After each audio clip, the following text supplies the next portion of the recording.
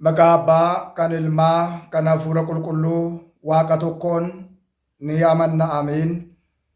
Kabajamootaa fi jaalatamootaa maatiiwwan Waaqayyoo, Waaqayyoon kan jaalattan, Waaqayyoo isiniin kan jaalatu hundumti keessan akkam jirtu, akkam yoo nageessanii, akkamiin turtanii, Gooftaan keenya qorichi keenya Yesuus Kiristoos akka badii fi balleessaa keenya akka baay'ina cubbuu keenyaa osoo hin ta'in arjummaa isaatiin fedha isaatiin guyyaa har'aan kan nu ga'e galanni ulfinni isaatiif haa ta'u. Yeroo hundumaa maqaa isaa gaafa waamnu maqaan giftii keenya qulqulleettii dubaroo Maariyaam maqaan ishii kan galatoome kan ulfaate nuuf haa ta'u. Akka fedhaa fi jaalala Waaqayyootti barnoota keenya walitti fufiinsaa kutaa 61ffaa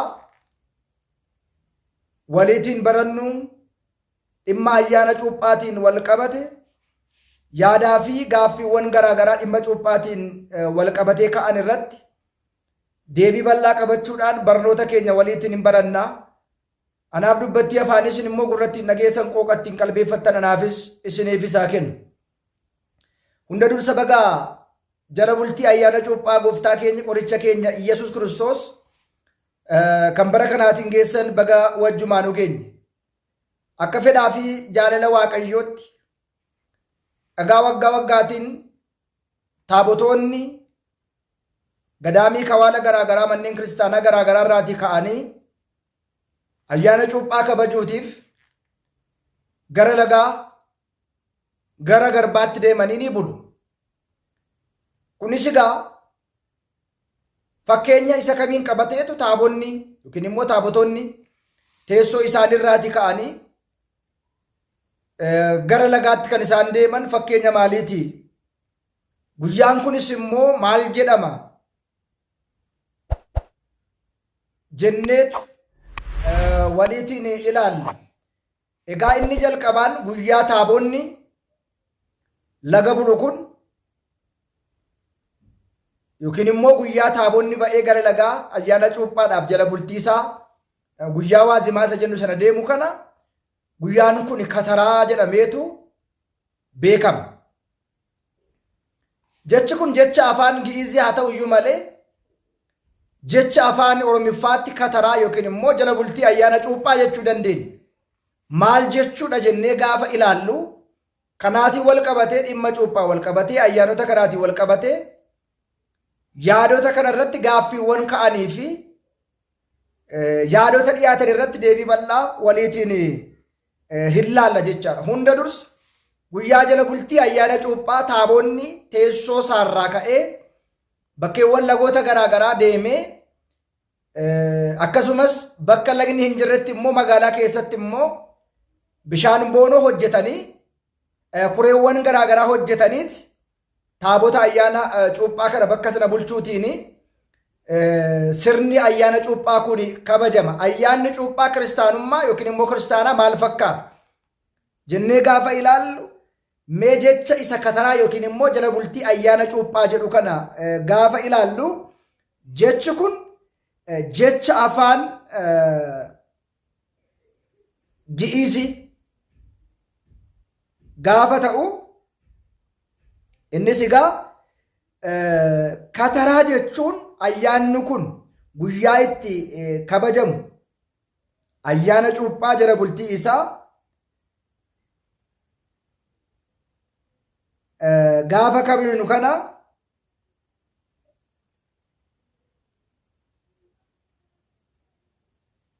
kan kabajamudha jechaadha. Innis egaa jechi kataraa jedhu kun kan inni fudhatame jecha afaan Gi'izirraa gaafa ta'u kababe. Kataraa inni jedhu kun kataraa kababe yookiin immoo itti marse jecha jedhu jecha kababe jedhu jecha afaan Gi'izirraa kan ba'e gaafa ta'u hiikaan isaa bishaan hidhuu, bishaan akka hin deemne taasisu jechuudha. Bishaan hidhuu, bishaan kuusuu, bishaan dura yaa'aa ture sana akka hin yaane akka hin deemne yeroo luboonni sirna cuuphaa gaggeessan cuuphaadhaaf akka toluutiif yaa'a bishaanii cufanii bishaan kun akka hin deemne bishaan hidhuu jechuudha jedha. Egaa jecha garaagaraatiin ibsama. Jechi kataraa jedhu kun katare kan jedhu jecha gi'izii irraa kan argame yoo ta'u, bishaan deemu yookiin bishaan yaa'u sana akka hin yaanetti daangessuu cufuu jechuudha jedheetu kaa'ee jira. Ammas jecha afaan gi'iziitiin katare kan jedhu jecha gi'izii irraa kan fudhatame gaafa ta'u, hiikkaan isaa bishaan kuusuu, bishaan daangessuu, bishaan akka hin deemne gochuun kataraa jedhama. Kataraa jedhama. Egaa kataraan kun, ayyaanni kataraa kun bishaan deemuu ka'e, bishaan yaa'uu ka'e, bishaan dhangala'u san akka hin deemne godhanii cufanii waraabanii cuuphaadhaafis akka toluufitti haala mijeessuu fi ayyaana cuuphaa kanaatiif haala mijeessuudha. Kun kan ta'u guyyaa waazemaa yookiin immoo jala bultii ayyaana cuuphaatii jecha. Jala bultii ayyaana cuuphaati jechi kataraa jedhu kun bishaan cufuu, bishaan daangessuu, bishaan dhorkuu, akka hin deemne gochuu, bishaan dhaabuu, bishaan kun walitti kuufamee cuuphaadhaaf akka tolu haaldureewwan cuuphaadhaaf ta'an haala mijeessuu fi bishaan sana daangessuu, bishaan sana dhaabuu fi bishaan sana kuusuu, bishaan sana walitti qabuu kataraa jedhama. Jecha kataraa jedhu kana katare kan jedhu jecha gi'izirraa kan ba'e gaafa ta'u, hiikkaan isaa afaan Oromiffaatti dhorkuu, dhaabuu, hidhuu, kuusuu, walitti qabuu, walitti guuruu, akka hin deemne taasisuu dhorkuu jechuun kataraa jedhameetu ayyaanni kun waggaa waggaatiin amajji guyyaa kudhan jala bultiin ayyaana cuuphaa waggaa waggaatiin guyyaan kataraa kun amajji 10 waggaa waggaatiin akka ta'u ta'uudhaan haala fi sirna mataa isaa qabate maaliin akka kabajamuu qabu, akkamitti akka kabajamuu qabu, seera akkamiitiin kabajamuu akka qabu, naamusa akkamiitiin kabajamuu akka qabu, maaliitiin kabajamuu akka qabu, seera mataa isaa, heera mataa isaa kan qabaatu ta'uusaa egaa ayyaanni kun, ayyaanni cuuphaan, agarsiisonni garaagaraa, faaruuwwan garaagaraa, galanni garaagaraa kan itti dhiyaatuu fi sirna baay'ee miidhagaa ta'e, sirna baay'ee gaarii ta'e, sirna baay'ee namatti toluutiin maalummaa kiristaanotaa kan ibsu ayyaanni kun madda turistii biyya keenyaallee ta'e keessummoota biyyoota gurguddoo irraallee otoo hin hafiin akka isaan dhufanii daawwatan, akka isaan dhufanii argan, akka isaan dhufanii maalummaa amantaa tawaahidoo labsanii fi ragaa bahan ayyaana itti kabajamu jechaadha ayyaanni kun. Egaa ayyaanni cuuphaa ayyaanota gooftaa keenya qoricha keenya Iyyasuus Kiristoos gurguddoo jedhaman ramadaman salgan keessa ayyaanota gurguddoo fi ayyaanota xiqqoo jedhamanii beekamu. Ayyaanonni gurguddoo kanneen akka Faasikaa du'aa ka'uu, kanneen akka cuuphaa, kanneen akka dhalootaa, kanneen akka Dabra Taaboor, kanneen kana fakkaatan ayyaanota gurguddoo gooftaa keenya qoricha keenya Iyyasuus Kiristoos salgan keessatti kan ramadaniitii fi ayyaana dhalootaatti dhiyaate, dhalachuu gooftaa keenya Iyyasuus Kiristoositti dhiyaate, mul'achuu gooftaa keenya qoricha keenya Iyyasuus Kiristoos lammata keessumaa fooniin mul'achuu gooftaa keenya qoricha keenya Iyyasuus Kiristoositii fi ayyaanni kun ayyaana isa lammataa jechaadha. Keessumaati gooftaan keenya qorichi keenya Iyyasuus Kiristoos kakuu moofaa keessatti waaqummaa isaatiin mana Abrahaamitti akka inni mul'atee ture, ifaan ifatti Abrahaam simatee keessumsiisee akkuma ture, Looxis sababa qajeelummaa garraamummaa isaatiin ergamoota Waaqayyoo simatee akka ture, Abrahaam qaamaan sillaasota argeera, Loox qaamaatiin ergamoota Waaqayyoo argeera. Akkuma kana kakuu haaraa keessattis mul'achuu gooftaa keenya qoricha keenya Iyyasuus Kiristoosiitii fi inni kunis isa lammataa ayyaana mul'annaa yookiin immoo የመገለጥ በዓል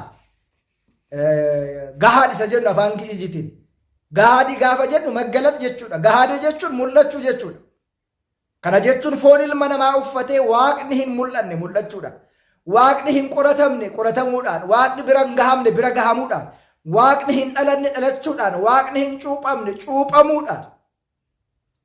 cuuphamuudhaan kan itti mul'ate ayyaana isa lammaffaa fi ayyaanonni kun immoo ayyaanota gurguddoo gooftaa keenya qoricha keenya Iyyasuus Kiristoos salgan jettee manni kiristaanaa kabajju keessaati ayyaana baay'ee guddaa fi keessumaa ayyaana baay'ee kiristaanonni kabajan macaafa qulqulluu irraati kabajamu. keessumaa ayyaanonni manni kiristaanaa keenya kabajju ayyaanonni gurguddoo gooftaa keenya, ayyaana xiqqoo gooftaa keenya, ayyaanonni garaagaraa nuti kabajnu macaafa qulqulluutiin kan eeyyamame, macaafa qulqulluutiin kan kaa'ame ta'uusaa asumaatiinis beekuu baruun barbaachisaadha. namoonni baay'een ayyaanota gaafa kabajnu ayyaana cuuphaa callisnee kan kabajnu, ayyaana du'aa ka'uu callisnee kan kabajnu, ayyaana gannaa yookiin immoo dhalootaa callisnee kan kabajnu, ayyaana dabra taaboor callisnee kan kabajnu, waan wangeelii nuuf hin galle taasisanii